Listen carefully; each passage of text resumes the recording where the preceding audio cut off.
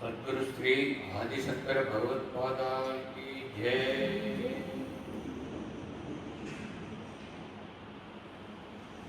गोविंद नाम संकीर्तनम गोविंद गोविंद। நம்ம இதுக்கு முன்னாடி அபிராமி அந்தாதி, அபிராமி அம்மை பதிகம் இதுக்கெல்லாம் பொருள் விளக்கம் சொன்னோம். இப்போ இன்னைக்கு புதுசாக வஜகோவிந்தம் அப்படிங்கிற ஒரு அற்புதமான ஞான ஸ்தோத்திரம், அதாவது ஞான காவியம்ன்றலாம் ரொம்ப அற்புதமான படைப்பு Adi Shankara. Before we get into actual Bhaja Govindam songs, Bhaja Govindam பற்றி நம்ம கொஞ்சம் தெரிஞ்சுக்கணும். அப்புறம் இதை ஏற்றின உங்களுக்கு எல்லாருக்கும் தெரியும், ஏற்றினர் வந்து ஆதிசங்கர பகவத்பாதா. அந்த ஆதிசங்கர பகவத்பாதாவை பற்றி தெரிஞ்சுக்கணும். அவர் எப்போ எந்த சுச்சுவேஷனில் இதை ஏற்றினார் அப்படிங்கிறதுலாம் கொஞ்சம் சுருக்கமாக பார்த்துட்டு அதுக்கப்புறம் நம்ம வஜகோவிந்தத்துக்குள்ளே போகலாம். அதனால் இன்றைக்கி வந்து நம்ம எவ்வளோ ஸ்லோகம் முடிப்போம்னு தெரியாது. அடுத்த கிளாஸ்லேருந்து ஒரு கிளாஸுக்கு ஒரு ஆறாவது முடிக்க முடியும். இப்போ ஆதிசங்கரர் உங்களுக்கு எல்லாமே தெரியும், 8 வயசுலேயே துறவரத்தை மேற்கொண்டார். ஒரு முதலையினுடைய துணையினால் அவருக்கு துறவரம் மேற்கொள்ள முடிஞ்சுது. அதெல்லாம் உங்களுக்கு தெரிஞ்சிருக்கும், அந்த கதையெல்லாம் நான் சொல்ல வேண்டியதில்லை. இந்த வரலாறு உங்களுக்கு எல்லாமே தெரியும். ஏன்னா துறவரம் அவருக்கு வந்து சின்ன வயசுல 7 வயசுக்குள்ளேயே அத்தனை வேதங்களையும் கற்றுட்டு வேதாந்தங்கள் எல்லாத்தையும் அவர் அத்துப்பதி பண்ணிட்டார். அதாவது இந்த உபனிஷத்துக்கள் எல்லாம் அவருக்கு நல்லா தெரியும். அத்தனை சாஸ்திரங்களையும் கற்றுட்டார். சனாதன தர்மத்தில் என்னென்ன சாஸ்திரங்கள் உண்டோ எல்லாத்தையும் கற்றுட்டார் சின்ன வயசுலேயே. அப்புறம் அவருக்கு வந்து உள்ளே வந்து இது வந்து நம்ம வந்து சாதாரண ஒரு வாழ்க்கைக்காக பிறக்கலை. நம்ம சனாதன தர்மத்தை நம்மளை இன்னும் திரும்ப பழைய மகோன்னத நிலைக்கு கொண்டு வரதுக்காக நம்ம ஏன்னா அவர் பிறந்த காலத்தில் சனாதன தர்மம் ரொம்ப சீரழிஞ்ச நிலையில் இருந்தது. பல மதங்கள் வந்து அதை வந்து ஆக்கிரமிச்சுட்டு இருக்கு. சனாதன தர்மத்திலேயே காபாலிகம் அந்த மாதிரி சில குரூப்ஸ் எல்லாம் அவெல்லாம் தான் ரொம்ப இது வந்தால் வைராகி காபாலி அவெல்லாம். அதை தவிர பௌத்தம் சமணம் அதெல்லாம் அவங்க தான் இருந்தது. அதனால் இவருடைய மிஷன் அவதாரம் வந்து சனாதன தர்மத்தை பழைய மாதிரி அற்புதமான ஒரு நிலைக்கு கொண்டு வரணும் அப்படிங்கிறது. அவருக்கு அது சின்ன வயசுலேயே அந்த ஸ்பார்க் இருந்ததுனால 8 வயசுலேயே அம்மாட்டு இருக்கா நான் சாதாரண வாழ்க்கை வாழறதுக்காக பிறக்கலை, எனக்கு ஒரு சன்னியாசம் எடுத்துருந்தேன். அவளுக்கு வந்து ஹஸ்பண்டும் இல்லை, போயிட்டார். அப்புறம் ஒரே குழந்தை, அவனை எப்படி விட்டுட்டு தனியாக இருக்கிறது, அந்த குழந்தைக்கு எல்லாருமே அப்படிதான் நினைப்பா. பெற்றோர்கள்னாக்கா குழந்தைக்கு ஒரு நல்ல கல்யாணத்தை பண்ணி ஒரு பேர குழந்தைகளை கொஞ்சம் இந்த மாதிரிலாம் தான் வாழணும்னு நினைப்பா. அதனால் அவள் வந்து கொடுக்க மாட்டேன், சன்னியாசத்துக்கு பர்மிஷன் கொடுக்கல. அப்போ ஒரு நாள் வந்து வீட்டுக்கு பின்னாடி போகிற அந்த ரிவர், அது பெரிய வரலாறு இல்லை. அந்த ரிவர் கொஞ்சம் தள்ளி இருந்தது, அம்மாவால் நடந்து போகிறதுக்கு முடியாததுனால அவருடைய சக்தியினால் அந்த ரிவரை வந்து கோர்ஸை மாற்றி அவர் வீட்டுக்கு பின்னாடி போகிற மாதிரி பண்ணினார். அப்போ அங்கே ஒரு நாள் குளிக்கும்போது அவர் வேணனே ஒரு முதலையை வந்து அவர் பிடிச்சிக்கிற மாதிரி, முதலைங்கிறது ஒரு கந்தர்வன் ஒரு தேவன் வந்து முதலையை வந்து காலை பிடிச்சிட்டார். அப்போ இவங்க வந்து அம்மா வந்து என்ன பண்ணுறதுன்னு தெரியாமல் கேட்குறேன். அப்போ சொல்கிறேன், சங்கரன் சொல்கிறேன், நான் வந்து இப்போ ஒரு சன்னியாசம் எடுத்துக்கிட்டேன்னா அந்த முதலைக்கு வந்து ஒரு தர்மம் உண்டு, சன்னியாசியை வந்து விட்டுடும், வந்து காலை பிடிக்காது, என்ன முழுகாது, இல்லைன்னா நான் முழிக்கிறோம் அப்படிங்கிற. இப்போ வந்து வேறு வழி இல்லாமல் அவர் சன்னியாசம், குழந்தை உயிர் முக்கியம், அதனால் சன்னியாசம் எடுக்கிறதுக்கு அவர் ஒரு பர்மிஷன் கொடுக்குறான். சன்னியாசம் அங்கேயே அவர் ஜலத்தை எடுத்து சன்னியாசத்தை மந்திரத்தை சொல்லி அவர் சன்னியாசம் எடுத்துக்கிறார். உடனே முதல்ல விட்டுட்டு போயிடுது. உடனே அவர் வந்து தேசாந்திரம் எல்லாம் நடைப்பயணமாக ஃபுல்லாக காலடியிலேருந்து காஷி வரைக்கும், அதாவது இந்தியா முழுக்க அவர் வந்து 4 தடவை தெற்குலேருந்து வடக்கு கிழக்குலேருந்து மேற்கு பிரயாணம் பண்ணியிருக்கார். அந்த காலத்தில் அநேகம். இப்போ நமக்கு வந்து ஃப்ளைட்டில் போகிறதுக்கே கஷ்டமாக இருக்குது. 3 மணி நேரம் இருக்குது. டெல்லியில் போனால் இடுப்பு வலிக்கிறது, முதுகு வலிக்கிறது, இப்படி உட்காந்துருக்க வேண்டியிருக்கேன்னு சொல்கிறோம். அப்போ வந்து நடந்து போனோம், எதுவுமே கிடையாது, வேறு எந்த வாகனமும் கிடையாது. அது இப்போ மாதிரி பாதைகள்லாம் கிடையாது. அப்போ காடுகள்லேயும் வனங்கள்லேயும் மலையில் ஏறி இறங்கி அப்படி அவர் பல தடவை போயிருக்காருன்னா அவருடைய ஆன்மீக பலம் அந்த மாதிரி. அவர் ஒரு சாதாரண மனித பிறவியாக என்னால் ஏற்றுக்க முடியாது. ஏன்னா சாதாரண மனிதர் யாராலுமே அது முடியாது. இந்த மாதிரி ஒரு கண்டிஷனில் அவ்வளோ எந்த வனவிலங்குகள்லாம் இப்போ வேணால் ஒரு காடுகள்லாம் எதுக்குமே பயப்படாங்கன்னா அவரை சுற்றி இந்த யோகா அக்னி இருந்ததுனால எந்த விலங்குனாலையும் அவருக்கு எந்த பாதிப்பும் ஏற்படாது. அப்படிப்பட்ட ஒரு வாழ்க்கை 30 வருஷத்துக்கு மேலே கொஞ்சம் இருந்திருக்காரு. 33 வருஷம் அதுக்குள்ள அவர் யாராலையும் நினைச்சு பார்க்க முடியாத அளவு அவர் செயல்கள் செஞ்சிருக்கார், சாதனைகள்னு சொன்னார். ஏன்னா இந்த சனாதன தர்மம் சீரழிஞ்ச நிலையில் இருக்க சனாதன தர்மத்தை மேலே தூக்கி வச்சு, எப்படி தூக்கி வைக்கிறதுனா பல இடங்களுக்கும் போய் மற்ற மதத்தை சேர்ந்தவர்களோட வாதம் பண்ணி சம்வாதம் பண்ணி அவளை ஜெயிச்சு அவளை சனாதன தர்மிகளாக மாற்றி ரிவர்ஸ் கன்வர்ஷன். இப்போதான் சனாதன தர்மத்தை சேர்ந்தவளை வேற மதங்களுக்கு கன்வெர்ட் பண்ணுறான். ஆனால் அந்த மதங்கள்லாம் அப்போ கிடையாது, கிறிஸ்டியானிட்டியோ இஸ்லாமோ அதெல்லாம் கிடையாது, அதுக்கு முன்னாடி நடந்தது. அதனால அவர் அந்த மாதிரி பண்ணி எல்லாம் பாரத தேசம் முழுவதும் திரும்ப சனாதன தர்மத்தை நிலைநாட்டி இது பண்ணியிருக்கார் 30 வருஷத்துக்குள்ள. அது மட்டும் இல்லை, பல நூல்களை ஏற்றிருக்கார், பல பாஷ்யங்கள் பண்ணியிருக்கார். உலகம் அவர் குறுகிய காலத்தில் பண்ணியிருக்கார். அது தவிர அவருடைய நித்திய கர்மானுஷ்டானங்கள், அவருடைய யோக நெறி இதெல்லாம் தவறாமல் கடைபிடிச்சிருக்கார். அவர் இயற்றிய நூல்கள்னு பார்த்தாக்கா 3 விதமாக நம்ம கிளாஸிஃபை பண்ணலாம். ஆதிசங்கரர் என்னென்ன மாதிரி நூல்கள் ஏற்றிருக்காங்க. ஒன்று ஞான நூல்கள், ஞானத்தையே பிரதானமாக கொண்டது. அது தவிர பக்தி நூல்கள். பக்தி நூல்கள்னாக்கா ஒரு தெய்வத்து மேலே பக்தி உண்டாக்குற மாதிரி ஆன ஒரு பாடல் அல்லது ஒரு தொகுப்பு. உதாரணமாக இப்போ நம்ம பார்த்தோம் அபிராமி அந்தாதி. அபிராம பட்டர் அபிராமி மேலே பரிமிதமான பக்தியினால அவளையே நினைச்சு உருகி அந்த பாடல்களை எழுதினார். அந்த பாடலை படிக்கிற யாருக்குமே இந்த அபிராமி மேலே ஈடுபாடும் பக்தியும் உண்டாகும். அது பக்தி நூல். திருப்புகழ் எடுத்துனா முருகப்பெருமான் மீது உண்டான அபரிமிதமான பக்தியினால அருணகிரிநாதர். இப்போ பக்தி நூல்னா என்ன இருக்குன்னா, எந்த தெய்வத்தை பற்றி எழுதுகிறோமோ அந்த தெய்வத்துடைய அற்புதமான கல்யாண குணங்கள், குணாதிசயங்கள் எல்லாம் விவரிக்கப்பட்டிருக்கும். அந்த தெய்வத்தினுடைய அதி அற்புதமான சக்தி விவரிக்கப்பட்டிருக்கும். அந்த தெய்வத்தினுடைய பாதாதி கேசம் அதி அற்புதமான ரூப லாவண்யங்கள் வர்ணிக்கப்பட்டிருக்கும். இதுதான் பக்தி நூலுக்கு இலக்கணம். இது நம்ம பார்த்த இந்த அபிராமி அந்தாதியில இருக்கு, நீங்களாம் கற்றுக்கிற திருப்புகழையும் இதெல்லாம் இருக்கு. அப்படி முருகனை பற்றி அவ்வளோ அற்புதமாக வர்ணிப்பார். அதுதான் பக்தி நூல். ஞான நூல்னாக்கா எந்த ஒரு தெய்வத்தை பற்றி எந்த வர்ணனையும் இருக்காது. நம்ம மனிதர்களாக பிறந்தவர்கள் நாம் எப்படி கடை தேர வேண்டும், நாம் நம்முள் இருக்கும் தெய்வத்தை எப்படி உணர வேண்டும் அப்படிங்கிறதுக்கான வழிமுறைகளை கொடுக்கிறது தான் ஞான நூல். ஞான நூல் நிறைய எழுதியிருக்காங்க.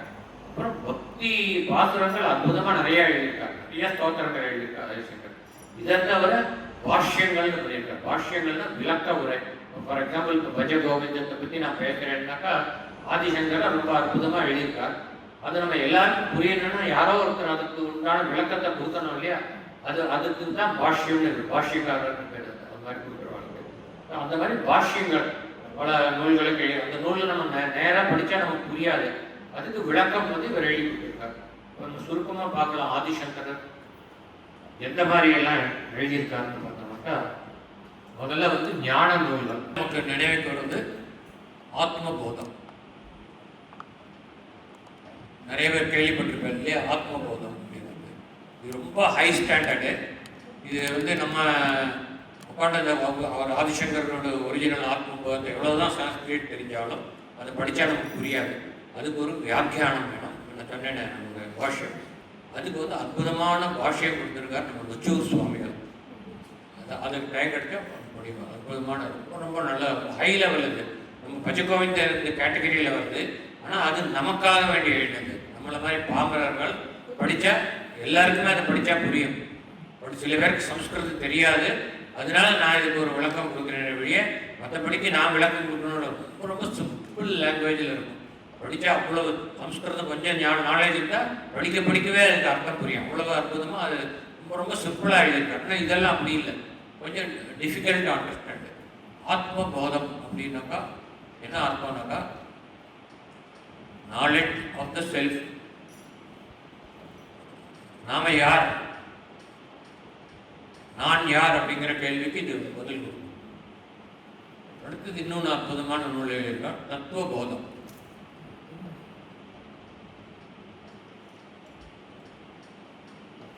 தத்துவபோதம்னாக்கா நாலேஜ்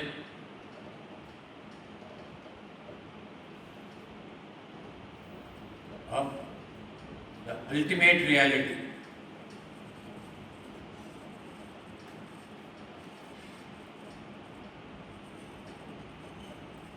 இதுவே இது ரெண்டுமே ஒன்று தான். ஏன்னா அல்டிமேட் ரியாலிட்டி என்னன்னாக்கா செல்ஃப். நான் எனக்குள்ள இருக்கிற இறைவனை நான் உணரும் பொழுது அதுதான் அல்டிமேட் ரியாலிட்டி. மீதியெல்லாம் நம்ம காணற இந்த பிரபஞ்சம் எல்லாமே மாயை, அது ரியல் கிடையாது. நான்கிற இந்த உடம்பை பார்க்குறோமே, அந்த உடம்பும் ரியாலிட்டி கிடையாது. அல்டிமேட் ரியாலிட்டி இல்லை என்னன்னாக்கா நமக்குள்ள இருக்கிற அந்த பரமாத்மா.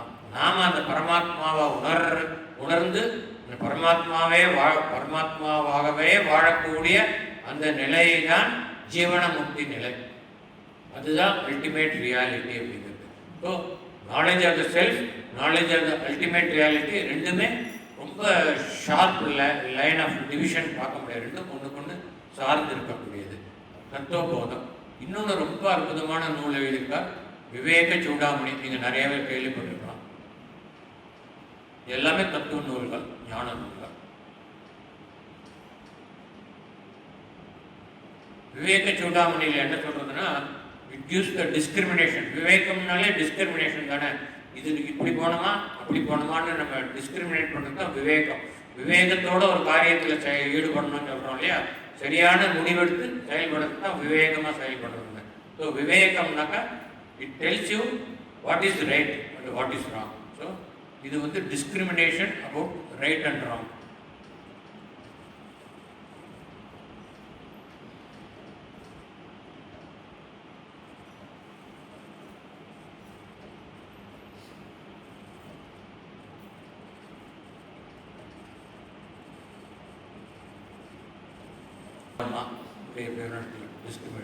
எப்படி நம்ம இது இப்படி போகிறது நல்லதா இப்படி போகிறது நல்லதா அப்படிங்கிற டிஸ்கிரிமினேட்டரி அது எப்படி நம்ம எடுக்கணும், எந்த மாதிரி டிசிஷன் எடுக்கணுங்கிறது இந்த விவேகத்தோட அப்படி படிக்கலாம் தெரியும். ஸோ இதுக்கு மீனிங் உங்களுக்கு சரஸ்வரினா 1000, உபதேசம்னா டீச்சிங், 1000 டீச்சிங்ஸ் அப்படின்னு நம்ம ட்ரான்ஸ்லேஷன்.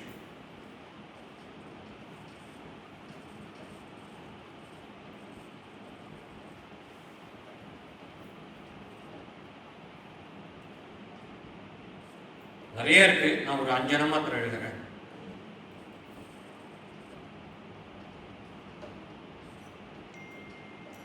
அனுபூதி, அதாவது அக்ஷானக்கா கண்ணு, பர அக்ஷானக்கா இன்னொருத்தரோட கண்ணு.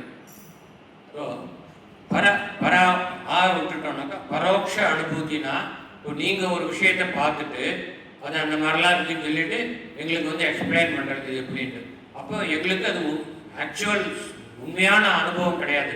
அந்த பொருள் எப்படி இருக்கு நாங்கள் உண்மை நீங்க பார்த்தவா சொல்றத கேட்டு நாங்கள் தெரிஞ்சுக்கிறோம். அது பரோட்ச அனுபூதி. அபரோக்ஷ அனுபூதினா அதுக்கு ரிவர்ஸ். தானாக தன்னுடைய கண்ணால பார்த்து தானாக அனுபவிக்கிறோமே, செல்ஃப் எக்ஸ்பீரியன்ஸ் சொல்றோம் இல்லையா இங்கிலீஷ்ல, அதுதான் அபரோக்ஷ அனுபூதி. அனுபூதினா எக்ஸ்பீரியன்ஸ். இப்போ வந்து கந்தர் அனுபூதினாக்கா அருணகிரிநாதர் முருகப்பெருமான நேரில் தரிசிச்சு எப்படி அவருக்கு அனுபவம் கிடைச்சது அவர்கிட்ட இருந்து அப்படிங்கிறத எழுதுறது தான் கந்தர் அனுபூதிங்கிற நூலில் அவர் எழுதியிருக்கார். அனுபூதினா எக்ஸ்பீரியன்ஸு, அபரோக்ஷன பரோக்ஷம்னா ஃப்ரம் அதர்ஸ் இல்லாத 2 நெகட்டிவ். பராட்சங்கிறது ஒரு நெகட்டிவ், இன்னொரு ஆங்கிறது இன்னொரு நெகட்டிவ். 2 நெகட்டிவ் சேர்ந்தால் பாசிட்டிவ் ஆகிடுது. ஸோ தன்னுடைய சொந்த கண்ணால் பார்க்குறேன். ஸோ பர அக்ஷ அனுபூதினா அக்ஷ அனுபூதின்னு எடுத்துக்கலாம். கண்ணால் பார்த்த அனுபூதி அது வந்து அதுக்கு நெகட்டிவ் வந்து பரோட்ச அனுபூதி. அந்த நெகட்டிவ்க்கு negative, so minus into minus plus ஆகிடுது. அதனால இது அபரோக்ஷ அனுபூதினாக்கா செல்ஃப் எக்ஸ்பீரியன்ஸ் அப்படின்னு இங்கிலீஷில் சொல்லலாம், தானாக அனுபவிக்கிறது. இந்த இடத்துல எக்ஸ்பீரியன்ஸுங்கிறது ஆன்மீக அனுபவம். ஏன்னா சொல்றது எல்லாமே ஆன்மீகம். நான் வந்து கடவுளை பார்த்தேன் அப்படி இருந்தால் இப்படி இருந்தான்னு ஒருத்தர் சொல்றதை கேட்டால் அது வேற சமாச்சாரம், அது நமக்கு புரியாது. ஓரளவுக்கு தானாக அனுபவிச்சா நமக்கு எல்லாமே தெரியும், நம்ம அதுவாகவே ஆயிடுவோம். அதுதான் அபரோக்ஷ அனுபூதி. அந்த அபரோக்ஷ அனுபூதி நீ அடையணும்னா நீ என்னென்ன செய்யணும் அப்படின்னு இந்த நூலில் சொல்லியிருக்கு. இது எல்லாமே ஞான பெட்டகம்னு சொல்லலாம். அப்படி ஒரு அற்புதமான ஞான நூல்கள். அதாவது பஜகோவிந்தன் தெரிஞ்சவர்களுக்கு தெரியும், தெரியாதவா சும்மா கேள்விப்படுற பஜகோவிந்தன் ஒரு ஸ்லோகம் இருக்கு அப்படின்ட்டு நிறைய பேர் நினைச்சிருப்பா இது ஒரு பக்தி பாடல், கோவிந்தன் மேல பக்தி பாடல். இது வந்து பக்தி இலக்கியமே கிடையாது. ஏன்னா பக்தினா நான் ஏற்கனவே சொன்ன இலக்கணம் இருக்கணும். அந்த தெய்வத்தை பற்றின ஒரு எக்ஸ்பிளனேஷன், அதனுடைய குணாதிசயங்கள், அதனுடைய பாதாதி கேச வர்ணனை எதுவுமே இதில் கிடையாது. அதனால் இது பக்தி நூல் கிடையாது. இதில் முழுக்க முழுக்க இதெல்லாம் ரொம்ப ஹை லெவல், இது லோ லெவல். நமக்கு தகுந்த மாதிரி இது நமக்கு இது when we go through you will realize நம்ம தினசரி வாழ்க்கையில் நம்ம என்னென்ன அனுபவிக்கிறோமோ எல்லாம் இதில் வரும். அது ஒவ்வொன்றிலையும் நமக்கு வழிகாட்டுறது நம்ம எப்படி பண்ணணும்னு. அதுதான் இந்த பஜகோவிந்தங்கிறது. நம்ம டே டு டே லைஃப்பில் கம்ப்ளீட்டாக இம்ப்ளிமெண்ட் பண்ணக்கூடிய விஷயங்கள் தான் பஜகோவிந்தத்தில் இருக்குது. அதனால் இது ஞான நூல். நம்ம எப்படி ஞான மார்க்கத்தில் நம்ம நடந்துக்கணும் அப்படிங்கிற வழிகாட்டுறது. ஆமாம், பாஷ்யம் கடைசியில் வரேன் நான். இப்போ இதெல்லாம் அவராக படைச்சது. பாஷ்யங்கிறது இன்னொருத்தருடைய நூலுக்கு வந்து எக்ஸ்பிளனேஷன் கொடுக்குறது. இது இவராக எழுதின இந்த ஞான நூல்கள்லாம். அது மாதிரி பக்தி நூல்கள் வந்து ஆதிசங்கரர் ஆத்தர் பண்ண நூல்கள். உடனே ஞாபகம் சௌந்தரிய நகரி, பாதாதி கேச வர்ணனை அவ்வளவு அற்புதமா இருக்கும். அதை தவிர அதில் கொஞ்சம் ஞான விஷயங்களும் உண்டு. அதாவது இந்த பீஜாட்சர மந்திரங்களை பற்றின விவரணைலாம் அது உண்டு. நீங்கள் படித்த எல்லாத்தையும் நல்லா தெரியாது. அதுக்கு அர்த்தம் சொல்லணும்னா இன்னொரு செஷன் வச்சுருக்காங்க தெரியாது. சௌந்தரகிரி, சிவானந்தகிரி, அப்புறம் இன்னொன்று அற்புதமான காவியம் வந்து நூல் வந்து சுப்பிரமணிய புஜங்கஸ்தம் அப்படின்னு எழுதியிருப்பார். ஆமாம் ஆமாம், அதான் வருது, எல்லாம் வருது. தட்சிணாமூர்த்தி ஸ்தோத்திரம் அது ஆரம்பமே தானே. தர்ப்பணமான இந்த உலகத்தை வந்து நீ கண்ணாடியில் பார்க்குற மாதிரி கால பைரவ அஷ்டகம்னு எழுதியிருக்காரு. இவர் மானச பூஜா,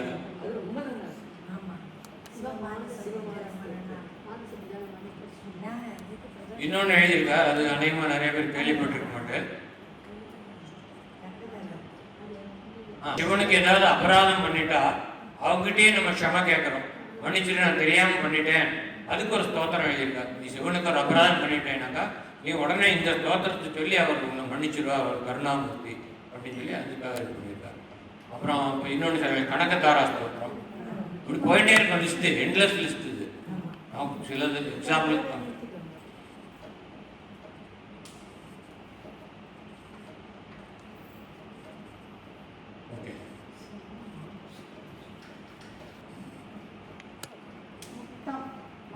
முத்கம் முத்கம் இங்கிலீஷ் எழுதுறேன். பல நூல்களுக்கு பாஷ்யங்கள் எழுதியிருக்கார். இன்ஃபேக்ட் அவருக்கு வந்து லலிதா சஹஸ்ரநாம பாஷ்யம் எழுதணும்னு ரொம்ப ஆசை. ஆனால் லலிதாம்பிகே அதுக்கு பர்மிஷன் கொடுக்கவே இல்லை. ஏன்னா சொல்லியிருக்கா உடம்பு. அப்புறம் கடைசியில் இவர் கேட்குறாரு, ஏன் நீ என்ன இந்த மாதிரி தோதிக்கிற அப்படின்னு கேட்டப்போ அதுக்கு ஒருத்தன் வரப்பாரான், அவன் பண்ணுவான், நீ மீதியெல்லாம் பண்ணுன்னு சொல்லிடுறான். அதனால் லலிதாம்பாலே அவர் பண்ண வேண்டான்ட்டார். நீ விஷ்ணு சஹஸ்ரநாமத்துக்கு நீ பாஷ்யம் எழுது. அப்புறம் லலிதா சஹஸ்ரநாமத்தை பின்னாடி பாஸ்கராச்சாரியார்னு ஒருத்தர் வந்து அவர் எழுதினார் பாஷ்யம். இப்போ இவர் எழுதின பாஷ்யங்கள் என்னென்னு பார்த்தோம்னாக்கா கமெண்ட்ரிஸ் பார்த்தோம்.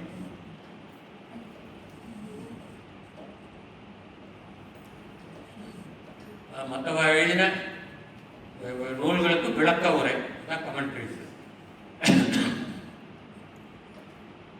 விஷ்ணு சஹஸ்ரநாமத்துக்கு எழுதியிருக்காரு கமெண்ட்ரி.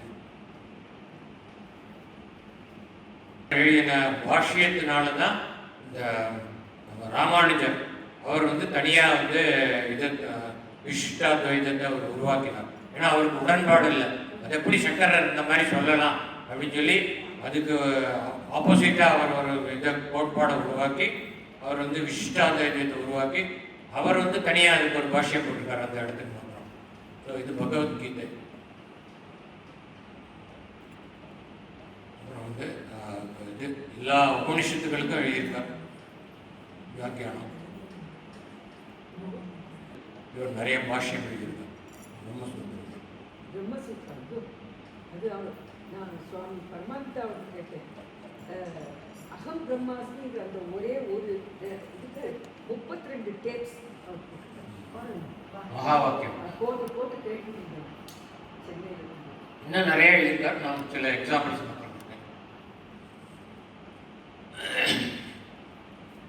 வந்து இவர் எந்த சர்க்கம்ஸ்டன்ஸில் எழுதினார் அப்படின்னு பார்த்தோம்னாக்கா இவர் பல தடவை காசி காலடியிலேருந்து காசி போயிட்டே இருப்பார். நமக்கு இப்போ இவ்வளோ வசதிகள் இருந்தே நமக்கு லைஃப்பில் ஒரு தடவை போயிட்டு வந்தால் போகிறோம்னு இருக்கோம். நம்ம இவர் வந்து நினச்சா போயிட்டு வந்துருந்தார். அப்படி ஒரு தடவை காசிக்கு போயிருந்தப்போ அப்போ அவர் ஆல்ரெடி வந்து அவர் ரொம்ப பாப்புலர் ஆயாச்சு.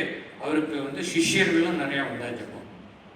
அப்போ காசியில் வந்து இவர் சிஷ்ய கோடிகளோட கங்கை கரையில் போயிட்டு இருக்கும் பொழுது கங்கை கரையில் ஒரு அங்கரர், ஒரு வயசானவர், 80 வயசுக்கு மேலே அவருக்கு இருக்கும். அவர் அங்கே உட்காந்து பாணினி கிரந்தம், பாணினி அப்படிங்கிறவர் கேள்விப்பட்டிருப்பேன். சம்ஸ்கிருதத்துக்கு வியாக்கரணம் எழுதினவர் அவர் தான். வியாக்கரணம்னாக்கா இலக்கணம், கிராமர். சம்ஸ்கிருதத்தில் வந்து அதில் வந்து ரொம்ப அதுக்கு முன்னாடி சம்ஸ்கிருத லாங்குவேஜ் இருந்தது. ஆனால் ஆளாளுக்கு ஒவ்வொரு இலக்கணத்தை யூஸ் பண்ணிட்டு இருந்தா. அதெல்லாம் ஒருங்கிணைச்சு இதுதான் இலக்கணம்னு அது நல்லா வகுத்து கொடுத்தது வந்து பாணினி.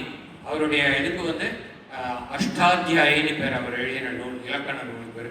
அஷ்டம்னா 8, அத்தியாயம்னா 8 சாப்டர். 8 சாப்டர்ஸ் அதில் வந்து மொத்தம் 8 சாப்டர் சேர்ந்து 4000 சூத்திரங்கள் இருக்குதுல்ல. அந்த கிராமர், சான்ஸ்கிரிட் கிராமருக்கு 4000 சூத்திரம். சூத்திரம்ங்கிறது ரொம்ப ரொம்ப சுருக்கமாக எழுதப்படுற ஒன்று. அந்த சூத்திரத்துக்கு விளக்கம் வந்து ரொம்ப பெருசாக இருக்கும். 2 லைனில் இருக்கும் சூத்திரம். அதனுடைய விளக்கம் நம்ம எழுதினா ஒரு 200 பேஜுக்கு எழுத வேண்டியிருக்கும். அப்படி 4000 சூத்திரங்கள் எழுதியிருக்கார். அவ்வளோ விஷயங்கள் இருக்குது சம்ஸ்கிருத கிராமரில். ஸோ அவருடைய கிராமரை வந்து ஃபுல்லாக மனப்பாடம் பண்ணி அது ஃபுல்லாக தெரிஞ்சுட்டா ஒரு பெரிய அச்சீவ்மெண்ட்டுன்னு அந்த காலத்தில் இருந்தது. இப்போ அதை யாராலையும் பாணினி சூத்திரங்களை யாராலையும் மனப்பாடம் பண்ண முடியாது, அவ்வளோ கஷ்டம். ஸோ அந்த கங்கை கரையில் ஒரு வயசான அந்தனர் வந்து பாணினி சூத்திரங்களை மனப்பாடம் பண்ணிட்டு உட்காந்துருக்காங்க. அதில் வந்து கிரு அப்படிங்கிற ஒரு தாத்து, ரொம்ப நான் கிராமருக்குள்ளெலாம் போகல, அப்புறம் உங்களுக்கு கோபம் வந்துடும் எழுதப்படுகிறீங்களா சொல்லுங்க. கிருனாக்கா மீனிங் வந்து டு டூ. சம்ஸ்கிருதத்தில் தாத்து ரூட்டுன்னு ஒன்று உண்டு. அதுலேருந்து தான் எல்லா வர்பு டென்சஸ்லாம் வரும். இப்போ நம்ம தமிழில் இங்கிலீஷ்லாம் 3 டென்ஸ் சொல்கிறோம். Present tense, past tense, future tense. சம்ஸ்கிருதத்தில் 10 டென்ஸ் இருக்குது. அதனால தான் எல்லாம் பயந்துக்கிறான் சான்ஸ்கிரிட் படிக்கிறான். 10 டென்ஸ் இருக்குது. அது மாதிரி ஒவ்வொன்று. ஸோ அது எல்லாத்துக்குமே இப்போ கிருனாக்கா செய்யின்னு அர்த்தம். செய் ஆர் டு டூ. செய்யலாம். செய்யினாக்கா இது வேறு செய்யன்னு அர்த்தம். டு டூன்னு செய்ய. இப்போ இதில் வந்து இதுக்கு ஒவ்வொரு ப்ரெசன்ட் டென்ஸுக்கு பார்த்தீங்கன்னா 9 வேர்ட்ஸ் வரும். ஏன்னா வந்து ஒரு உத்தம புருஷா, மத்தியம புருஷகா, அப்புறம் பிரதம புருஷான்னு 3. அதாவது நம்ம சொல்லுவோம் இங்கிலீஷில் first person, second person, third person, அதுக்கு 3. அப்புறம் அதில் வந்து திரும்ப அதில் சப்டிவிஷன், 3 சப்டிவிஷன் இந்த மாதிரி வரும். ஸோ ஒவ்வொரு டென்ஸுக்கும் 10 டென்ஸுக்கும் ஒவ்வொன்றுக்கும் அது மாதிரி ஒரு டேபிள் இருக்கும். அதில் தான் தாத்து மஞ்சரின்னு பேர் இந்த புக்கு. அதில் வந்து எல்லாத்தையும் அது மனப்பாடம் பண்ணுவாங்க. ஸோ இது வந்து இந்த மாதிரி கிருங்கிற வார்த்தைக்கு உண்டான அந்த விளக்கங்கள், தாத்து விளக்கங்களுக்கு டிக்ரிஞ்சு கரன்னு பேர். டிக்ரிஞ்சு கரண். ஸோ அவன் அந்த டிக்ரிஞ்சு கரண் தான் அந்த அவன் பண்ணிட்டு உட்காந்துருந்தான் அந்த வயசான கேழ்வர். அப்போ இவர் போய் அதை பார்த்தா ரொம்ப வருத்தமாயிடுது. ஸோ வந்து வந்து இவ்வளோ வயசாகிடுது, நீ வந்து இப்போ இதுக்கு மேலே நீ கிராமரை படித்து நீ யாருக்கு என்னத்தை ப்ரூவ் பண்ண? நீ என்ன PhD வாங்கி உனக்கு என்ன கிடைக்க போகிறது? நீ இனிமேல் மனித பிறவை எடுத்து இப்படி கஷ்டப்படாமல் இருக்கிறதுக்கு நீ மோட்சத்தை அடையிறதுக்கு உண்டான மார்க்கத்தை தேடணுமே வழிய, நீ இத்தனை வயசுக்கு அப்புறம் நீ வந்து இந்த மாதிரி இதுக்கு சப்ஜெக்ட்ஸ் எல்லாம் படிச்சுட்டு நீ என்ன இதுக்கெல்லாம் வந்து எனக்கு செக்யூலர் சப்ஜெக்ட்ஸ்னு பேர். இந்த மாதிரி எல்லாம் அதாவது ஆன்மீக சப்ஜெக்ட்ஸை தவிர மீதி எல்லா சப்ஜெக்ட்ஸுக்கும் செக்யூலர் சப்ஜெக்ட்ஸ்னு பேர். ஃபிசிக்ஸ், கெமிஸ்ட்ரி, இந்த மாதிரி சயின்சஸ், அப்புறம் இந்த கிராமர், இது எல்லாத்துக்குமே செக்யூலர் சயின்சஸ்னு பேர். ஸோ இந்த செக்யூலர் சயின்ஸில் நீ இப்போ இனிமேல் வந்து நீ அச்சீவ் பண்ணி உனக்கு என்ன கிடைக்க போகிறது அப்படின்னு சொல்லி அவர் சொல்கிறார். நீ வந்து நீ இறைவனை சிந்திக்கிற நேரம் இது, இத்தனை வயசாகிடுச்சு, நீ இத்தனை வருஷமாக நீ பண்ணல, இனிமையாவது பண்ண அப்படின்னு சொல்லி அப்போ தான் அவருக்கு தோன்றது. எத்தனையோ எனக்கு இவ்வளோ பிறவை எடுத்தும் புத்தி வராமல் திரும்ப திரும்ப இதுலேயே உழந்துட்டு இருக்காள, இவாளுக்கெல்லாம் புத்தி உரைக்கிற மாதிரி, புத்தியில் உரைக்கிற மாதிரி, நெத்தி பொட்டில் ஆணியை வச்சு அடிக்கிற மாதிரி ஒரு ஸ்லோகத்தை நான் எழுதணும்னு சொல்லிட்டு சிஷியர்களோட பேசி அப்போ எழுதினது இந்த பஜகோவிந்தம். ஏன்னா இதில் பார்த்தீங்கன்னா ரொம்ப ரூடாக இருக்கும். திட்டுவார் நம்மளை. ஆரம்பிக்கிறது மூடமதே, மூடனே, விவேகம் இல்லாதவனேன்னு தான் ஆரம்பிக்கிறார் நம்மளை. ஏன்னா நம்ம அப்படிதான் பண்ணிட்டு இருக்கோம். இவ்வளவு பிறவைகள் எடுத்தோம், நமக்கு இன்னும் ஒரு புத்தி வரல. நம்ம எதை நோக்கி போனோம்னு தெரியல. என்னத்தையோ நம்ம பிறக்கிறோம், வளர்றோம், சாப்பிட்றோம், தூங்குறோம், நடுவில் என்னத்தையோ காஸ்டிக் பண்ணிடுறோம். இப்படிதான் நம்ம நினைச்சு பரவாயில்ல. நம்ம ஒருத்தர் நாங்கள் விதிவிலக்கு கிடையாது, நீங்களும் விதிவிலக்கு கிடையாது. நம்ம என்ன பண்ணியிருக்கோம்னு இது வரைக்கும் யோசிச்சா ஒன்றும் கிடையாது. இதைத்தான் பண்ணிட்டு இருக்கோம். இதில் வந்து உடம்புல 1000 வியாதி சொல்லி அதை பற்றி டிஸ்கஸ் பண்ணுவோம், அதை பற்றி கவலைப்படுவோம். அதை பற்றி ஒரு அழகான ஒரு ஸ்லோகம் மறந்ததில்லை பரிபோகத்தில், அதை மட்டும் சொல்கிறேன். அதனால இந்த மாதிரி பண்ணிட்டு இருக்க வழிய நமக்கு வந்து இந்த என்னத்தினால நம்ம இவ்வளவு துக்கங்களுக்கு ஆட்படுறோம்னா பிறக்கிறதுனால தான். இந்த பிறப்பு இறப்பை நம்ம வந்து கடந்துட்டோம்னா அப்புறம் துக்கம்ங்கிறதே கிடையாது. அதுதான் பரிபூர்ணமான இன்பம். இந்த பரிபூர்ண இன்பத்தை அடையிறதுக்கு யாருமே முயற்சி பண்ணலையே அப்படிங்கிற மன ஆதங்கம் அவருக்கு சங்கர் இருக்கு. அந்த ஆதங்கத்தை கொட்டி தீர்த்திருக்காரு இந்த பாட்டில் பஜகோவிந்தத்தில். அதை பார்க்கும்போது உங்களுக்கு தெரியும். அதனால இப்போ அந்த காசியில் வந்து இவர் இது பண்ணோன்னே இவருடைய சிஷ்யர் புறாத்தோட அவர் நடந்து போயிட்டு இருக்காரு கேட்கறவரும். அப்போ இவர் ஆரம்பிக்கிறார் பாட்டு ஒரு 2 ஸ்டான்ஸா சங்கரன் பாடினோன்னே அவருடைய சிஷ்யர் ஒருத்தர் இன்னும் 2 ஸ்டான்ஸா பாடுவார், இன்னொரு சிஷ்யர் 2 ஸ்டான்ஸா. அதனால இந்த 31 ஸ்லோகம் எல்லாமே Adi Shankar எழுதினதில்லை. although we attribute these to Adi Shankara, these are not entirely composed by Adi Shankara. ஒவ்வொரு ஸ்லோகமும் ஒவ்வொரு சிஷ்யர்கள் எழுதினது. அவருடைய பத்மபாதர்னு ஒரு சிஷ்யர், அப்புறம் சுரேஸ்வராச்சாரியான்னு ஒரு சிஷ்யர். சுரேஸ்வராச்சாரியாவுக்கு தான் வந்து முன்னாடி மண்டன மிஸ்ரர்னு ஒரு பேர் இருந்தது. அந்த மண்டன மிஸ்ரரோட இவர் காசியில் போய் விவாதம் பண்ணும் பொழுது அது 2 பேரும் வந்து விவாதம் பண்ணுறா. அப்போ வந்து மண்டன மிஸ்ரரோட ஒய்ஃப் வந்து ரொம்ப ஹைலி எஜுகேட்டட், அவள் தான் ஜட்ஜாக உட்காந்துருக்கா. இவன் 2 பேரும் கழுத்தில் இருக்கிற மாலை வந்து எது வாடி போயிடுங்க அவள் தோத்தான்னு அர்த்தம். அப்படி பண்ணிட்டு இருக்கும் பொழுது மண்டன மிஸ்ரர் தோத்து போயிடுவார். அவர் சங்கரனுடைய இதுக்கு கேள்விக்கு பதில் சொல்ல முடியல. அப்போ வந்து பார்க்குறா ஜட்ஜி சொல்கிறா, பரவாயில்ல நாங்கள் ஒரு ஃபேமிலி தானே, என் ஹஸ்பண்டுக்கு மேலே நான் கொஞ்சம் நேரம் ஆர்கியூ பண்ணுறேன், என்னோட நீங்கள் ஜெயிக்க, அப்போ தான் அவருடைய தோல்வியை நான் ஒத்துக்க முடியும். சரி ஜெயிக்கிறேன் உன்னோட வா அப்படிங்கிறார். அவள் வரா வந்து கொஞ்சம் நேரம் ஆர்கியூ பண்ணி போயிட்டு இருக்கு. அப்புறம் ஒரு கேள்வி கேட்குறா, அவள் தாம்பத்திய உறவை பற்றி கேட்குறாங்க. இவர் மாட்டிட்டு முடிச்சு விடுறார். என்ன தெரியாது அவருக்கு, அவர் சன்னியாசியாச்சு, அவருக்கு தாம்பத்தியத்தை பற்றி என்ன தெரியும் தெரியல. ஆனால் அவர் வந்து தோல்வியின் ஒத்துக்கலை. அப்புறம் என்ன அவருடைய இந்த மதத்தை வந்து இந்த சனாதன தர்மத்தை நிலைநாட்டணுமே, ஒரு இடத்துல ஒரு தோல்வியை அடைஞ்சதே கிடையாது.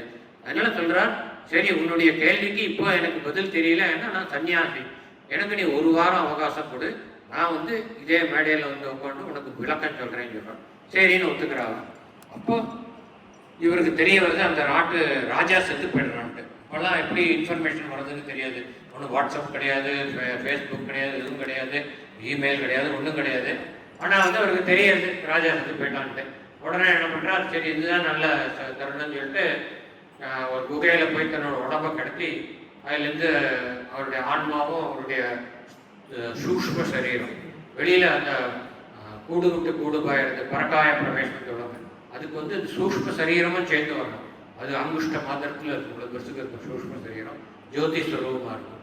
அந்த ஆன்மாவும் சூக்ஷ்ம ஸ்வரூபமாக கிளம்பி போய் அந்த ராஜா செத்து போன ராஜாவோட பணம் அவங்க கிடக்கும். அவன் ஒய்ஃபு, அவன் சுத்தம், அவன் மந்திரி எல்லாம் அழுதுட்டு இருப்பான். இப்போ இவர் போய் பூந்துட்டுருவார். பூந்துனா ராஜா எழுந்து உட்காந்துருவான். எல்லாரும் சந்தோஷம், ஆகா எப்படியோ மிரக்கல் நடந்துட்டு செத்து போன ராஜா வந்துட்டார் நிலையெல்லாம் கொண்டாடி இது பண்ணுவான். அப்போ 1 வாரம் அந்த ராஜாவோட உடம்புல இருக்கார். அப்போ ராணியோட சேர்ந்து இருக்கார் அவர். அதனால அவருக்கு தாம்பத்திய விஷயங்கள்லாம் புரிஞ்சு விடுது. அப்புறம் திரும்ப வந்து ஒரு நாளைக்கு இந்த ராஜா தூங்கிட்டு இருக்கும்போது அந்த உடம்புல நைசா கிளம்பி வந்து தன்னுடைய உடம்புலாம் போந்துட்டு விடுறார். இப்போ ராஜா பழைய மாதிரி செத்து போயிடுறார். அவெல்லாம் ரொம்ப துக்கப்பட்டு திரும்ப 1 வாரம் பார்க்குற வரதில்லை, அடக்கம் பண்ணிடுறார். அது முடிஞ்சு போச்சு அந்த காரியம். அப்போ சங்கரர் அந்த மாதிரி அனுபவத்தை பெற்று வந்து திரும்ப மண்டன மிஸ்ரரோட மனைவியோட வாதம் பண்ணி அவளை ஜெயிக்கலை. அதுக்கப்புறம் அந்த மண்டன மிஸ்ரர் அவர் காலில் விழுந்து நமஸ்காரம் பண்ணி உங்களை நான் குருவா ஏற்றுக்கிறேன்னு சொல்லி அவர் தான் சுரேஸ்வராச்சாரியான்னு ஒரு பேர். இந்த மாதிரி நிறையா மொத்தம் 5 சிஷ்யர்கள், முக்கியமான சிஷ்யர்கள். இவெல்லாம் வந்து இவ கூட போயிட்டு இருக்கும்போது அவளும் சேர்ந்து பாடுறாங்க. ஒவ்வொரு ஸ்டான்ஸாக ஒவ்வொருத்தர் ஏற்றினது. இப்படி தான் பஜகோவிந்தம் தோன்றினது. இன்னும் நம்ம பஜகோவிந்தத்துக்குள்ளே போகலாம்.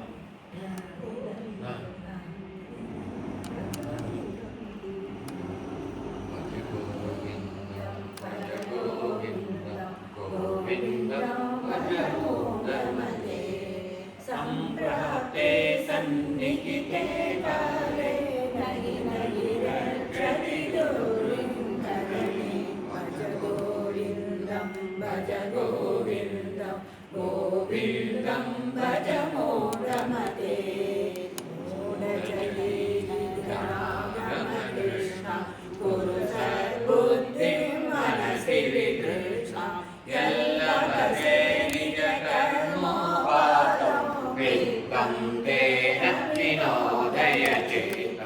भज गोविन्दं भज गोविन्दं गोविन्दं भज मूढमते नारीस्तनभरणाभिदेशं दृष्ट्वा मागामोगावेशं एकन्माङ्गवदादिविकारं मनसि विचिन्तयवारं वारं भज गोविन्दं भज गोविन्दं गोविन्दं भज मूढमते नलिनीदलगतजलमतितरलं तद्वज्जीवितमतिशयचपलं विद्येव्याधिविमानग्रस्तं लोकं शोकहतं च समर्थं भज गोविन्दं भज गोविन्दं गोविन्दं भज मूढमते यावद्विद्यो जनसतः तावद्निजपरिवारो रतः पश्चाज्जीवति जर्जरदेहे वातं कोऽपि न पृच्छति गेहे भज गोविन्दं भज गोविन्दं गोविन्दं भज मूढमते यावत् पवनो निवसति देहे तावत् पृच्छति कुशलं गेहे गतवति वायो देहापाये भार्या बिभ्यति तस्मिन् काये भज गोविन्दं भज गोविन्दं गोविन्दं भज मूढमते ஆரம்பிக்கிறார். இந்த பஜ கோவிந்தம் அப்படின்னா என்ன அர்த்தம்? கோவிந்தா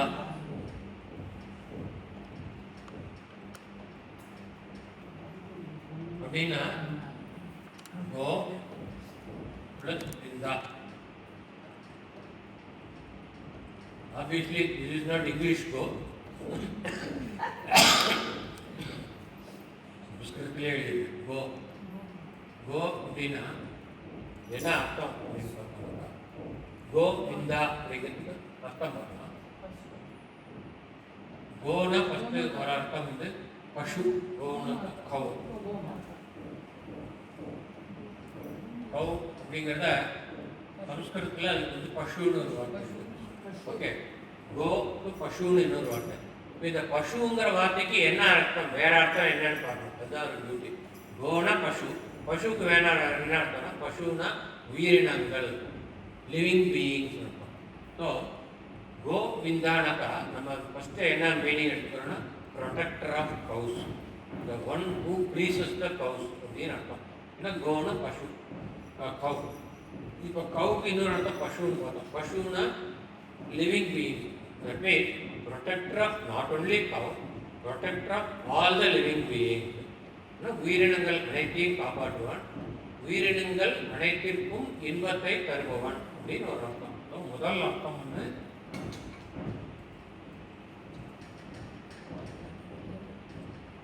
கோங்கிறதுக்கு இன்னொரு அர்த்தம்னா பூமி, எர்த் அப்படின்னு அர்த்தம். ஸோ கோவிந்தானாக்கா one who protect the earth. ஏன்னா வராக அவதாரத்தில் வந்து பூமாதேவியை காப்பாற்றுறது நம்ம எல்லாருக்குமே தெரியும். அதனால் இன்னொரு அர்த்தம் வந்து one who protect the earth, mother earth. சென்சஸ்ன்னு ஒரு அர்த்தம். அதாவது பஞ்ச ஞானேந்திரியங்கள். நம்ம ஞானேந்திரியங்கள் என்னன்னு நமக்கு தெரியும். அபிராமத்தில் பார்த்துருக்கோம். கண், மூக்கு, காது, வாய், மெய். இந்த அஞ்சு நாள் தான் நம்ம வந்து இந்த உலகத்தை சென்ஸ் பண்ணுறோம். இந்த யூனிவர்ஸை நம்ம சென்ஸ் பண்ணுறோம். இந்த அஞ்சு தான் நமக்கு எதிரியாக இருக்குது. நம்ம ஆன்மீக முன்னேற்றத்துக்கு தடையாக இருக்கிறது இந்த அஞ்சு. ஏன்னா இந்த அஞ்சுக்கு வந்து இந்த விஷய சுகங்களை நமக்கு வந்து கொடுக்க, விஷய சுகங்களில் நம்மை ஈடுபடுத்தக்கூடியவை இந்த 5 ஞான இந்திரியங்கள். இந்த கண் வந்து ஒரு அழகான காட்சியை பார்த்து அது பின்னாடி போயிட்டுருக்கும். அப்புறம் ஒரு அழகான ஒரு ருசியான சுவையை நாக்கு பார்த்தோன்னா அது பின்னாடி போயிட்டுருக்கும். அதனால் நமக்கு சென்சுவல் ப்ரெஷர்ஸ் பின்னாடி நம்ம போகிறதுக்கு காரணமே இந்த இந்திரியங்கள். இந்த இந்திரியங்களை கட்டுப்படுத்துறது தான் இந்த யோகத்துக்கு. அதாவது ஒருத்தர் வந்து ஆன்மீக நிலையில் முன்னேறி போய் ஒருத்தர் வந்து ஜீவன முக்தன் ஆகணும். அதுதானே சமாதிங்கிற அல்டிமேட் நிலை. ஆகணும்னா அதுக்கு முக்கியமான ஒரு அம்சம் வந்து இந்த 5 புலன்களை கட்டுப்படுத்துதல். இந்த புலன்களை தன்மயமாக்குதல். விட்ராயல் ஆஃப் சென்சஸ்ன்னு இங்கிலீஷில் சொல்லுவோம். அதுக்கு தன்மயமாக்குதல் அர்த்தம். இன்னொன்று கண்ட்ரோல் ஆஃப் சென்சஸ்னா புலன்களை அடக்குதல் அர்த்தம். அடக்கிறது ஒன்று, அடக்கினா எப்போ வேணால் விட்டு போயிடும். அதனால் உள்ளுக்குள்ளே இழுத்துக்கணும், அடக்கி வைக்கக்கூடாது, உள்ளுக்குள்ளே இழுக்கணும். விட்ராயல் அது வந்து இந்த பெட்டர் வேர்டு. அந்த புலன்களை அடக்கிறதுக்கு வந்து கோவிந்தனை வந்து நம்ம பிரார்த்தனை பண்ணணும். ஏன்னாக்கா நம்ம வந்து ஏற்கனவே பார்த்துருக்கோம், யோக நெறியில் வந்து அந்த அஷ்டாங்க யோகத்தில் எடுத்து பார்த்துருக்கோம். யமா நியமா, அப்புறம் வந்து ஆசனா, பிராணாயாமா, பிரத்யாகாரான 5வது. பிரத்யாகாரான வித்ராயல சென்சஸ். இந்த யமா நியமா வந்து சோஷியல் டிசிப்ளின், செல்ஃப் டிசிப்ளின் அதெல்லாம் ஃபாலோ பண்ணிவிட்டு ஆசனங்கள்லாம் பண்ணி பிராணாயாமம்லாம் பண்ணி உடம்பை தயார் பண்ணிட்டு அப்புறம் வந்து சென்சஸை வித்ரா பண்ணாதான் தியானத்தில் உட்கார முடியும். நம்ம எடுக்கிறதுக்குள்ள இப்போ தியானத்தில் நான் தியானத்தில் உட்காடுறேன். தியானம் கைகூடவே கூடாது. இதெல்லாம் பண்ணினாங்க தியானம் கைகூடும். இப்போ பிரத்யாகாரம் சென்சஸை வித்ரா பண்ணி அப்புறம் நம்ம தியானம் பண்ணி அப்புறம் தாரணை பண்ணோம்.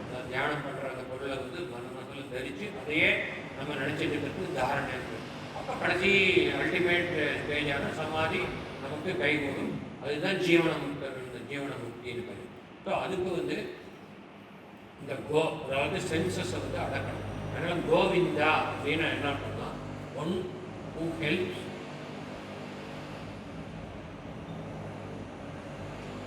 yogis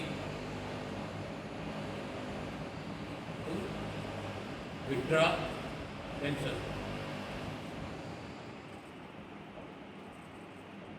sense organ. இது ஒரு அழகான கோ அப்படிங்கிறதுக்கு இன்னொரு அர்த்தம் என்னன்னா வேதம், வேதா. ஸோ கோவிந்தானா one who can be known through the Vedas, by studying the Vedas, by understanding the Vedas. Vedas, the ultimate object that the Vedas point to is the Paramatma. So அந்த வேதாலாம் படித்து புரிஞ்சுட்டா நமக்கு பரமாத்மா யாருன்னு விளங்கும். அதனால கோவிந்தா அப்படின்னா one who can be known through Veda. அப்படின்னா வேதா மூலமாக தான் தெரிஞ்சுக்கணும் இல்லை. வேதா படிக்காதவ வந்து பரமாத்மாவை தெரிஞ்சுக்க முடியாதுன்னா இல்லை. இது ஒரு மார்க்கம். நம்ம சனாதன தர்மத்தில் எதுவுமே பகவான் அடையத்துக்கு பல மார்க்கங்கள் கொடுத்துருக்கு. அதில் ஒரு மார்க்கம் வேதங்களை படித்து மாஸ்டர் பண்ணி உபனிஷத்து வேதாந்தம். வேதாந்தானா வேதங்களுடைய சாரமாக இருக்கக்கூடிய உபனிஷத்து, அதில் இருக்கிற ஞானத்தெல்லாம் புரிஞ்சுட்டு அப்படி இறைவன் யாருன்னு தெரிஞ்சுட்டு அவன் இறைவன் மேலே ஈடுபாடு கொண்டு இறைவனை அடையிறதுக்கு ஒரு வழி. அதனால கோவிந்தா அப்படின்னாக்கா one who can B understood through Vedas.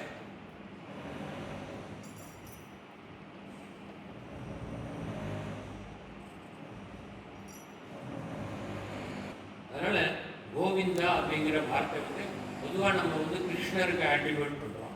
ஆனால் கோவிந்தா அப்படிங்கிற வார்த்தை வந்து பரபிரமத்தை குறிக்கிறது. பரம்பொருள் இதுலேருந்து எல்லாம் தோன்றினதோ, நாம் எல்லாமே தோன்றுமோ, இந்த அகில கோணங்களும் தோன்றினதோ அந்த பரம்பொருள். ஏற்கனவே பற்றி பேசியிருக்கேன் நான். நிஷ்குண பரம்பரமும் சகுண பரம்பரமும், அதுலேருந்து ஈஸ்வர தத்துவம் இருந்தது, அப்புறம் புருஷா பிரகிருதி இருந்தது, அதெல்லாம் நம்ம பார்த்துருக்கோம். ஸோ அந்த எந்த ஒரு சிங்குலர் சோர்ஸ்லேருந்து எல்லாமே வந்ததோ அந்த சிங்குலர் சோர்ஸுக்கு தான் கோவிந்தா அப்படிங்கிற பேர். அப்படின்னா பஜங்கிற வார்த்தை இப்போ என்ன அர்த்தம்னு பார்க்கலாம். அப்படின்னு சொல்லுவோம் இல்லையா. ஸோ இப்போ வந்து சம்ஸ்கிருதத்தில் வந்து விபக்தின்னு ஒன்று. விபக்தினாக்கா தமிழில் வேற்றுமை உண்டு. தமிழுக்கு இலக்கணம் உங்களுக்கு ஞாபகம் இருக்கும். முதலாம் வேற்றுமை உறுப்பு, 2ஆம் வேற்றுமை, 8ஆம் வேற்றுமை உறுப்பு வரைக்கும் உண்டு. சமஸ்கிருதத்துலேயும் அதே மாதிரி 8 வேற்றுமை உறுப்பு உண்டு. அதில் வந்து 2வது வேற்றுமை உறுப்பு தித்தீய விபக்தி.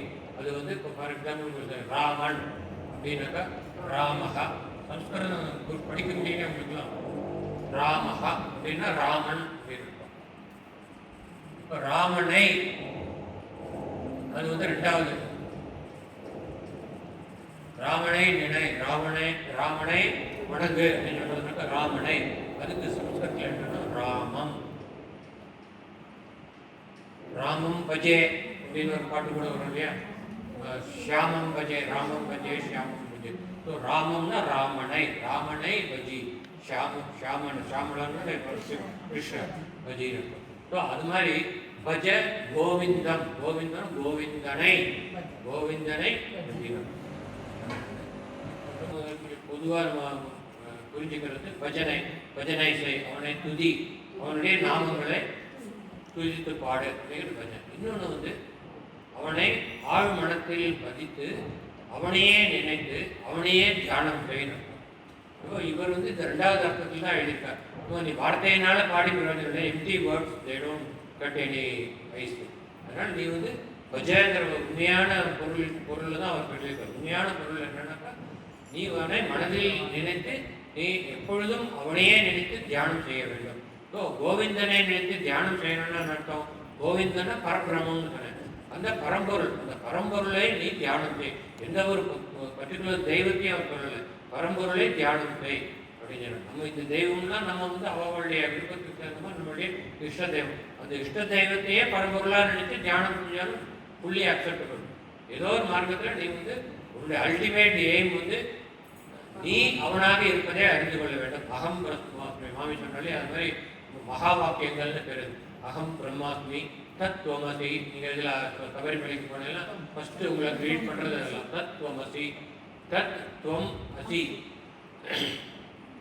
தத்துனா அது, தொம்னா நீ, அசினா இருக்கிறாய், நீ அதுவாக இருக்கிறாய். தொம் அசி, நீ அதுவாக இருக்கிறாய். இன்னும் ஒரு ஸ்டெப்பு போயிட்டு அகம் பிரம்மாஸ்மின்னா கூட பரவாயில்ல, நான் பிரம்மமாக இருக்கிறேன்னு சொல்றேன். நான் பிரம்மா இருக்கேன். இது என்ன சொல்றேன்னா, நீ இருக்கிறது இருக்கட்டும், அதுவே நீயா தான் இருக்கு. ஐயப்பனே நீ தான் அந்த ஐயப்பனா உட்காந்துருக்க அப்படின்னு சொன்னா எப்படி இருக்கும்? அந்த அளவுக்கு ஒன்று மாரலாக பூஸ்ட் பண்ணுறது அந்த வாக்கியங்கள், மகா வாக்கியங்கள். அப்படின்னா நமக்கு தெரியாது நம்ம ஒரு சாமானியம் இல்லை, நமக்குள்ள அந்த தெய்வம் இருக்கு, நம்மளும் அந்த தெய்வமும் ஒன்று தான் அப்படிங்கிறது புரியுது. ஆனால் அது நமக்கு ஆணவத்தை கொடுத்தோ, நான் தான் தெய்வமானு இரண்டை கதிப்பு, நான் தான் தெய்வம், என்னெல்லாம் வழிபடுங்க, நாராயணன் யாரும் வழிபடாங்க, அந்த மாதிரி எடுத்துக்கூடாது. பாசிட்டிவாக எடுத்துக்கணும். நமக்குள்ள தெய்வம் இருக்குன்னா நமக்கு அந்த கான்ஃபிடென்ஸ் வரும், நம்மளும் அந்த தெய்வத்தன்மையை அடைய முடியும் என்ற நம்பிக்கை எனக்கு நமக்கு வரும்.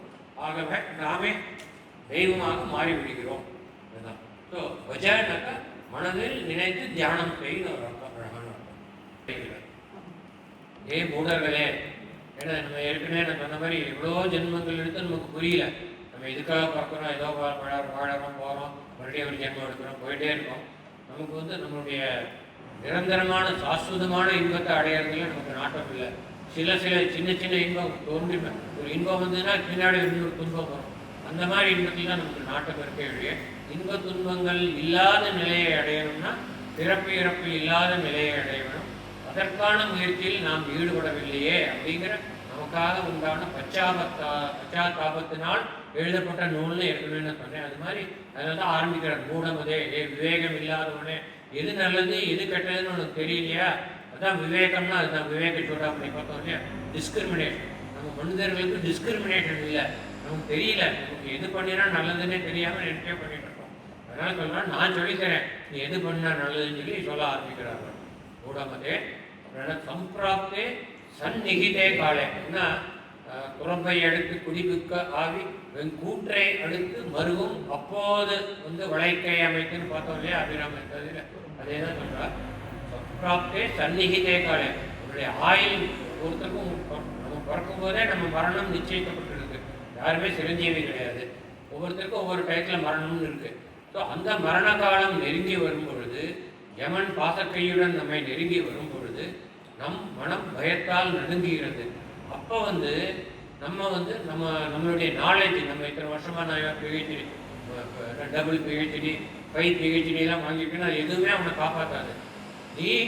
நீ வாழ்நாளில் நீ உன்னை அறிந்து கொள்வதற்கு என்னென்ன முயற்சிகள் செய்தாய், கோவிந்தனை எவ்வளவு பஜனை செய்தாய், மனதில் எவ்வளவு தியானம் செய்தாய், நீயே கோவிந்தனாக இருப்பதை உணர்ந்தாயா? அப்படி உணர்ந்திருந்தால் அதுதான் மரண தருவாயில் உனக்கு கை கொடுக்கும். யமனை விலக்கி அந்த கோவிந்தன் உன்னை அழைத்து செல்வான் அப்படின்னு சொல்லி சொல்றாரு. அதனால வந்து மரண பயம் வரும்பொழுது சம்பிராப்தே சந்நிகிதே காலேனா, உன்னுடைய ஆயில் முடிந்து யமன் உன்னை நெருங்கி வரும்பொழுது நகி நகி ரக்ஷதி, ரக்ஷத்தினா காப்பாற்றணும்னு அர்த்தம். நி இல்லை காப்பாற்றுறது, ந ரக்ஷத்தினா காப்பாற்றுறது, ஹீனா சர்டன்லி நாட் இருக்கும். அதாவது நிறைய பேர் இது தப்பாக புரிஞ்சுப்பா, அதனால் ஐ ஹவ் டு எக்ஸ்பிளைன். இப்போ வந்து ஹிந்தியில் நஹின்னு ஒரு வார்த்தை இருக்கு. நஹி அது வந்து வள்ளினம் ஹி புள்ளி வரும். நகி நகி ஹைன்னு தனியாக வராது. நகி ஹைனா இல்லைன்னு அர்த்தம். இது அது இல்லை. இது பார்த்தீங்கன்னா இந்த புத்தகத்தை பார்த்தீங்கன்னா ந ஹி ரெண்டு வார்த்தை. ஓகே, இது தனித்தனி. இது நகிங்கிறது ஒரு வார்த்தை. நகி ஹைனா இல்லைன்னு அர்த்தம். இது ஹிந்தி, இது ஹிந்தி, இது சமஸ்கிருதம்.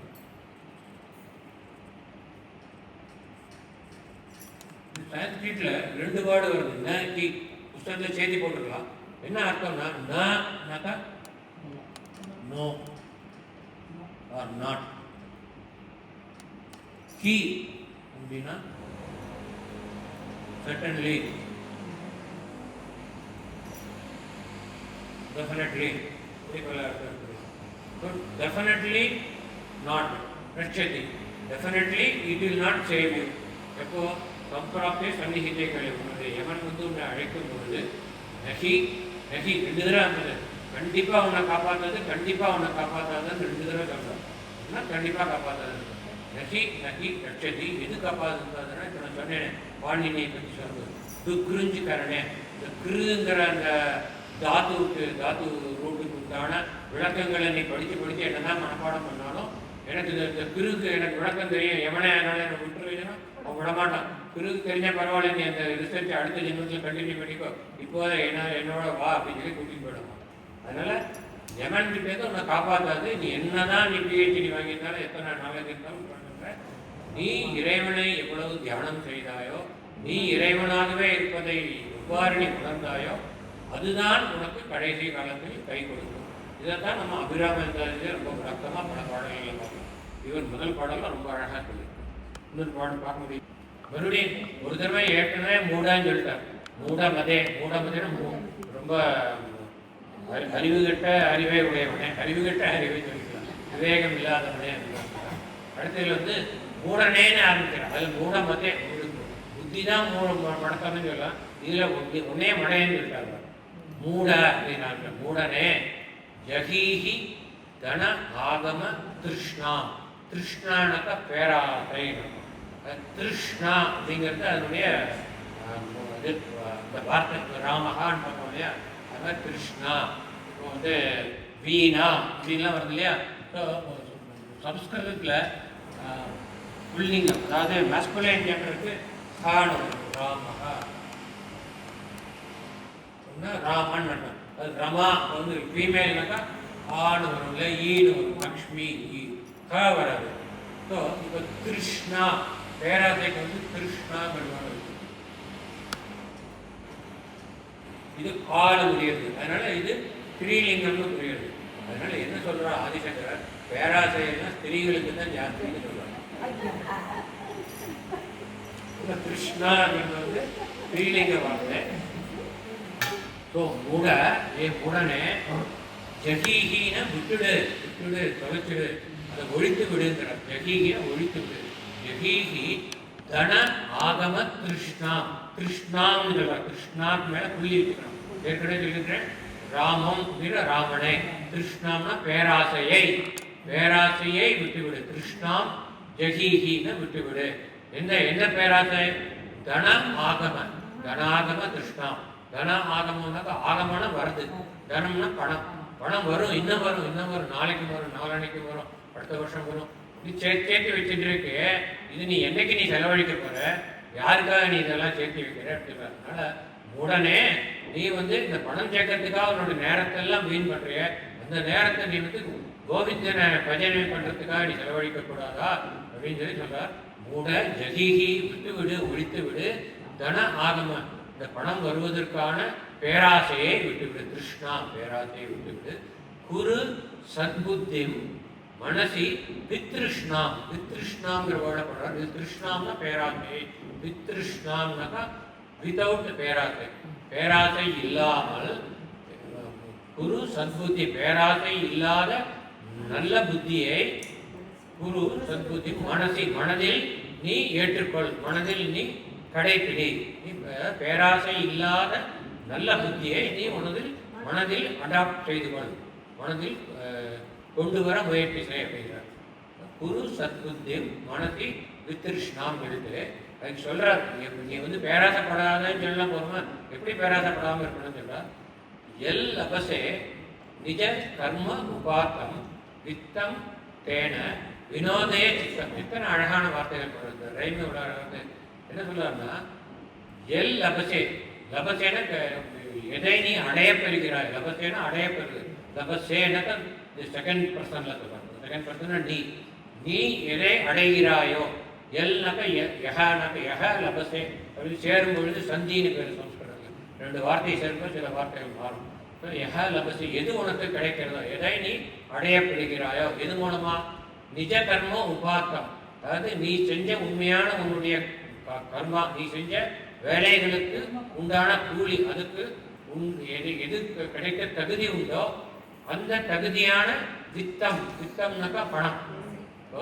எல் லபசே நிஜ கர்ம உபாத்தம் வித்தம், உனக்கு கிடைக்க எது எந்த அமௌண்ட் வந்து உனக்கு கிடைக்கணுமோ அந்த பணம் வித்தம் தேன, அந்த பணத்தை கொண்டு, அந்த பணத்தினால் வினோதய சித்தம், வினோதயனுக்கு மகிழ்ச்சி அடையாது, சித்தம்னா உன்னுடைய மனது, உன்னுடைய மனதை அந்த பணத்தை கொண்டு திருப்திப்படுத்திக்கொள். நீ உண்மையாக செய்யும் காரியத்தினால் உனக்கு எந்த கூலி கிடைக்கிறதோ, நீ உனக்கு எந்த வருமானம் கிடைக்கிறதோ, அந்த வருமானம் எவ்வளவு சிறியதாக இருந்தாலும் பெரியதாக இருந்தாலும் அந்த பணத்தை வைத்து நீ மனதை நிறைவுபடுத்திக்கொள். போதுமென்ற மனமே பொன் செய்யும் மருந்துன்னு தமிழில் சொல்லியிருக்காங்க, அதான் இவர் இந்த மாதிரி சொல்லியிருக்கார். அதை கொண்டு நீ மனதை திருப்திப்படுத்திக்கோ. அவங்ககிட்ட எவ்வளோ இருக்கு, இவங்ககிட்ட எவ்வளோ இருக்குன்னு நீ பார்க்காத, உனக்கு வந்து எவ்வளோ கிடைக்கிறதோ அதை வச்சு நீ சந்தோஷமா இரு அப்படிங்கிற அந்த பாட்டு. கோவிந்த நாம சங்கீர்த்தனம் கோவிந்தா